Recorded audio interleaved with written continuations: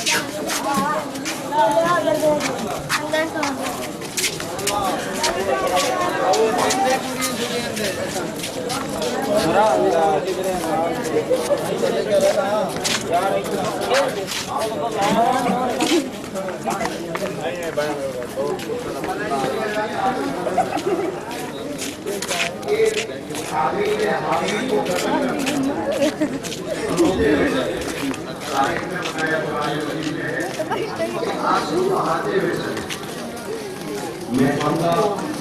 ہمارے رونے پر اعتراض کرنے والوں جناب آدم سے بھی پوچھ لو.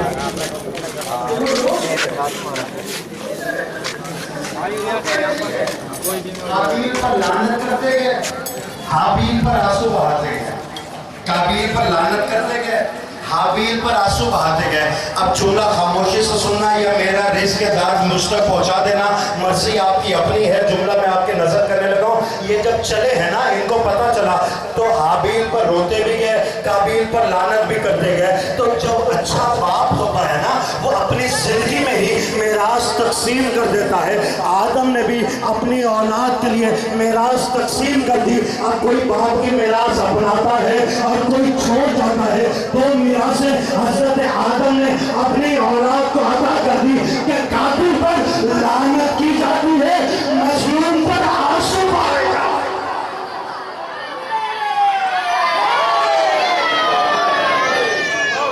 خدا کی قسم سلامت ہے یا آباد ہے. یہ خانوادہ خاندان کسی کا محتاج نہیں. حاضرین مجلس, ناظرین مجلس کسی کے محتاج نہیں. رونا اس بات کا ہے کہ جو اللہ کی خدائی پر گواہ بن کر آئے تھے, خانوادہ انہی کا اجاڑ دیا گیا, گھر انہی کے ویران کر دیے گئے. میرا دل کر رہا ہے کہ آج آقا حسین کی پہلی قربانی کا ذکر کروں. جس وقت آقا حسین بلایا نا کہ کوفہ سے خط بہت آگے ہیں, مسلم میرے سفیر بن کر کوفہ چلے جاؤ. حکم ملا. آپ جتنا مجمع بیٹھا ہوا ہے, میں پوچھ سکتا ہوں, جب کوئی دور سے آیا ہو, مسافر دور کا ہو, اس نے واپس ہٹ کے جانا ہو, اور عید کے قریب وہ جانے لگے تو بہنیں دامن پکڑ لیتی ہیں, بیٹیاں دامن پکڑ لیتی ہیں کہ بابا عید تو بڑی قریب ہے, عید کے بعد چلے جانا. ہائے غربت حسین, عید قریب تھی لیکن حکم مل گیا کہ تم میرا سفیر بن کر چلا جا. مسلم نے سر جھکایا, سر جھکا کے بس اتنا پوچھا, آقا تنہا جانا ہے یا کسی کو ساتھ لیتا جاؤں؟ آج قبلہ نے جوڑی کی شہادت پڑھنی ہے نا, میں آپ کو مظلومیت بتاؤں کہ جوڑی کی تھی کیا, کہ باپ نے وہ کرب میں گزاری کیسے. جلدی میں مضمون سے گزروں گا. آپ جانے, آپ کا گریہ جانے, آپ کے آنسو جانے, غربت کی کہانی بس 2 لمحوں میں سن لو. جب چلنے لگے نا, دونوں بیٹوں کو ساتھ لیا. نہ جانے باپ بیٹے کس طرح ودا ہوئے ہوں گے اپنی بہنوں سے, بیٹے کس طرح ودا ہوئے ہوں گے اپنی ماں سے. کوفہ پہنچے, لاکھوں کے لشکر نے استقبال کیا. کسی نے کہا ہم نے خط لکھا تھا, کسی نے کہا ہم نے نصرت کا وعدہ کیا تھا, ہم جانثار کر دیں گے, ہم جنگ لڑیں گے. تاریخ لکھتی ہے کہ فجر کے وقت 3 لاکھ کے مجمع نے جناب مسلم کے ہاتھوں پر بیعت کی.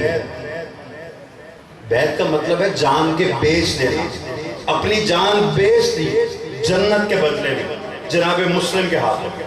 یزید کو پتا چلا, ایک لعین ترین شخص کو کوفہ کا گورنر بنا کر وہاں بھیج دیا گیا. اس نے آتے ہی فوجیں بڑھا دی, لشکر بڑھا دیے, کرفیو سخت ہوتا گیا. تاریخ کہتی ہے کہ فجر کے وقت جہاں 3 لاکھ کا مجمع جناب مسلم کے پیچھے نماز پڑھ رہا تھا, ظہر کے وقت 30,000 رہ گئے, عصر کے وقت 3,000. تاریخ نے کیا مظلومیت بیان کی ہے مغرب کے وقت مسلم کے پیچھے 3 آدمی کھڑے تھے. جب عشاء کی نماز پڑھی ہے تو تنہا کھڑے تھے مسلم اور ان کے بیٹے. جناب مسلم نے اپنے بچوں کو ساتھ لیا, ہاتھ پکڑ کر کبھی اس کے دروازے پر, کبھی اس کے دروازے پر, کبھی اس کے دروازے پر. کہتے بس اتنا تھے, اچھا میرا ساتھ نہ دو کوئی بات نہیں, میں اپنی نبھا لوں گا, ان بچوں کی حفاظت کا ذمہ تو لے لو. کسی نے بچوں پر دروازہ نہیں کھولا. نہ جانے کوفے کی گلیاں گھومتے گھومتے باپ بیٹا کس گلی میں آدھی رات ہو گئی, مسلم کے بچے زمین پر سو گئے. آدھی رات کے وقت مسلم نے اپنے بچوں کو خدا کے سپرد کیا. گلیوں سے ہوتے ہوئے تھکے ماندے ایک دیوار کی ٹیک لگا کر زمین پر بیٹھ گئے.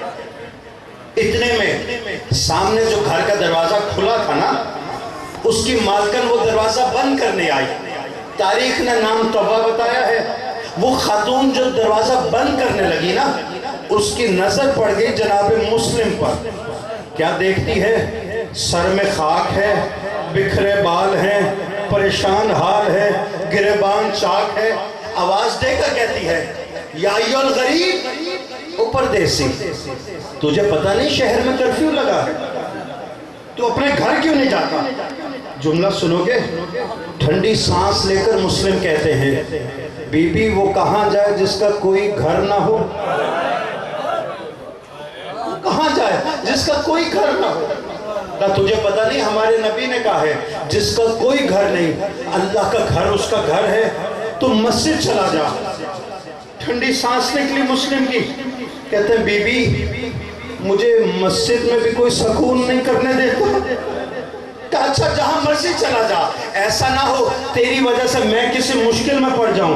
یہ کہہ کر اس نے دروازہ بند کرنا چاہا, اور اپنی پوری جسم کی قوت لگا کر, جو باپ بیٹوں سے بچھڑ گیا ہو وہ کیسے زمین سے اٹھا ہوگا. زمین پر ہاتھ رکھ کے اٹھنے لگے نا, تو زبان سے بے ساختہ نکل گیا یا علی ادرکنی, یا علی ادرکنی. یہ جو بڑھیا دروازہ بند کرنے لگی, بند کرتے کرتے کھول کے یکدم کہتی ہے یا ایھا الغریب, او پردیسی مجھے ذرا بتا تو صحیح یہ اٹھتے ہوئے تو نے کس علی کو پکارا ہے, کس علی کو پکارا ہے؟ کہ نجف کے والی علی کے علاوہ بھی ہے کوئی ہم بے سہاروں کا. اتنا سننا تھا. اس نے دیکھ کر کہا کیا تو نجف کے والی علی سے واقف ہے؟ کہا بی بی کوفے میں جتنا میں ان سے واقف ہوں کون ہوگا. اس نے کہا جلدی سے اندر آ. جناب مسلم گھر تشریف لائے, اس نے دروازہ بند کیا.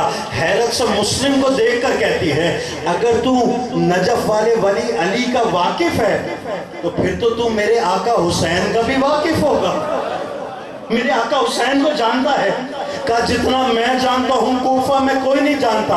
اس نے کہا مجھے اپنا تعارف کروا. کہا مجھے مسلم کہتے ہیں. اتنا کہنا تھا کہ جسم میں کپ کپی ظاہر ہوئی اس بڑھیا کے, قدموں پہ گر گئی, قدموں پہ دوپٹہ رکھ کر کہتی ہے کون مسلم؟ میرے آقا کا سفیر مسلم تو ہے, تو سفیر مسلم تو ہے. کہا ہاں بی بی میں سفیر ہوں. کہا مجھے معاف کر دے, میرا تیرا تعارف نہیں تھا, میں نے تجھے اٹھنے کو کہہ دیا تھا.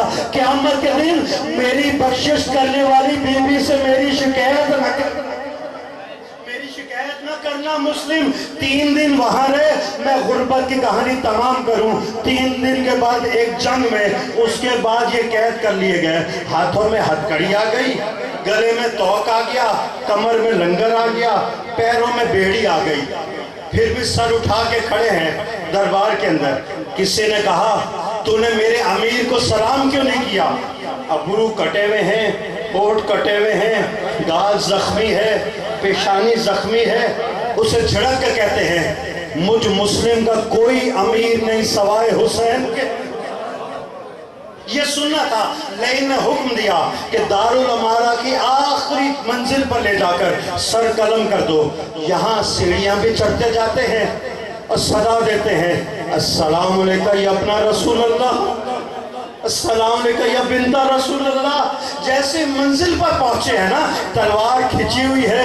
ये मंजर देखा आका हुसैन ने जो मंजिल जुबाला पर बैठे थे, जैसे कोफे की तरफ नजर उठी ना, चेहरे का रंग बदल गया। साथ बैठे थे मौला गाजी, कदमों पे हाथ रखकर कहते हैं आका आप कोफा को देखते हैं, चेहरे का रंग बदल जाता है, मुस्लिम खैरियत से तो है ना? खैरियत से तो है ना? कहा भाई अब्बास खैरियत नहीं लगती, जरा मेरी उंगलियों में देख। क्या मंजर देखा कि मुस्लिम का सर झुका हुआ है, तलवार खींची हुई है। आका अब्बास ने आंखें बंद की, कदमों पे हाथ रखकर कहते हैं आका जिस मौजज़े से मुझे ये मंजर दिखाया है ना, इसी मौजज़े से अब्बास को कूफा पहुंचा दे। अगर शाम होने से पहले कूफा के दारुल हमारा पर हुसैन तेरा परचम न लहरा दूं, मुझे अली का बेटा न करना। मुस्लिम तन्हा खड़ा है का जलाल में ना अब्बास। अब मंजर देख, वो तन्हा नहीं है। अब क्या मंजर नजर आया कि रसूल खुदा मौजूद है और साथ ही जनाबे मुस्लिम के वालिद कदमों पर हाथ रखकर जनाबे अकील कह रहे हैं या रसूल अल्लाह आप मेरे बेटे से राजी तो है ना? आप मेरे बेटे से राजी तो है ना? मौला अब्बास ने कहा हाँ आका, अब लगता है कि वारिस पहुंच गए। कहा नहीं अब्बास, जरा अब मंजर देखना। अब क्या मंजर देखा है कि तलवार चल चुकी है, सर गिर रहा है, और जहां सड़क पर सर आ रहा है ना, एक काले बुर्के के अंदर मासूमा है जिसके हाथ पसली पर है, झोली फैला कर कह रही है मुस्लिम बकैया छोड़ कर आई हूँ, तेरा सर मेरी गोदी में आए। मुस्लिम अगले दिन मुसलमान ईद मना रहे थे, मुस्लिम के पैरों में रस्सी थी और मुस्लिम की लाश कूफा की गलियों में फिराई जा रही।